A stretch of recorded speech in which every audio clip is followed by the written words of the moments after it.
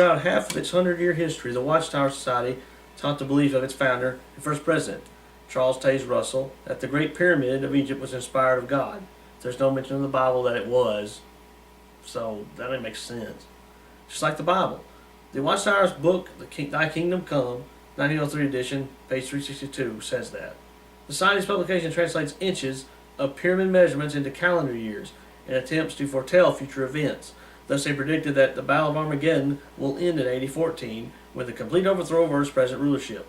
The time is at hand, 1904 edition, page 101. And again, like what it says about the prophets being the false prophets, that didn't happen in 1914. The Battle of Armageddon has not happened yet, so they were found messed up on that one. Still determined to act as prophets, again, so they just won't shut up. They messed up, their foot's in their mouth, but they keep going. The Watchtower Society went on to predict an earthly resurrection for the year 1925. They are to be resurrected as perfect men, and constitute the princes or rulers in the earth, according to his promise. Therefore we may confidently expect that 1925 will mark the return of Abraham, Isaac, Jacob, and the faithful prophets of old. Watchtower's book, Millions Now Living Will Never Die, 1920, pages 89 through 90. And it didn't occur either. They're foot in their mouth again. They keep messing up. That didn't happen either. More recently, the organization misled millions into believing that the end of the world would come in 1975. They asked, why are you looking forward to 1975? Which was the title of an article in the Watchtower, 8/15/1968, page 494. Are we to assume from this study that the Battle of Armageddon will be all over by the autumn of 1975 and the long-looked 4,000-year reign of Christ will begin by then? Possibly, but we wait to see how closely the thousandth year period of man's existence coincides with the Sabbath-like 1,000-year reign of Christ. If these two periods run parallel with each other, as to the calendar year, it will not be by mere chance or accident, but will be according to Jehovah's loving and timely purposes. It may involve only a difference of weeks or months, not years. Page 499. And again, this is the year 2011, and it hasn't and it never happened. Christ's 1,000-year reign has not taken place. The rapture has not even taken place yet. So that folded too. But then they say, but then the Jehovah's Witnesses will try to defend that they messed up by saying they were just mistakes, and they've learned from a prophet ain't supposed to be wrong. Hey, if you're a true prophet of God, how can you mess that up? You're saying God prophesied to you mistakes? Crazy people.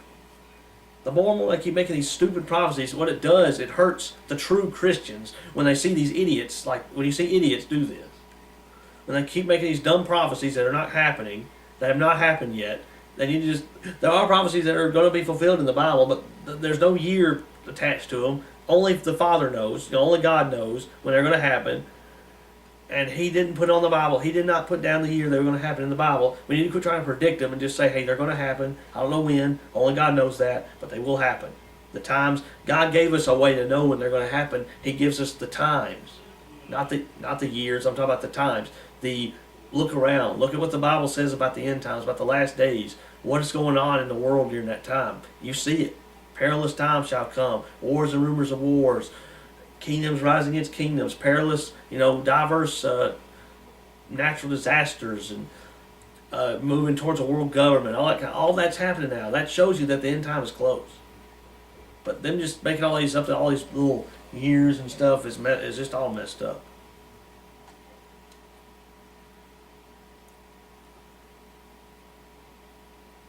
And they no longer make prophetic statements about the incoming. They don't do that anymore because they've learned that that's not going to work. They can't get it right.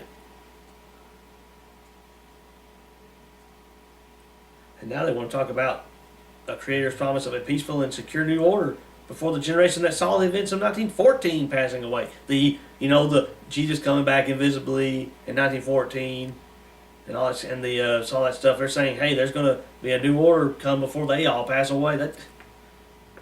They're speaking as prophets in the name of God, but they're not. They're false prophets. They're all messed up. They don't know what they're talking about. Jesus Himself said, beware of false prophets who come to you in sheep's clothing, but inwardly are ravening wolves. And He said you will know them by their fruits. If they go against the Bible, they lie, they go against the Bible, they're wrong, they're false prophets. And the Jehovah's Witnesses are going against the Bible. Bad.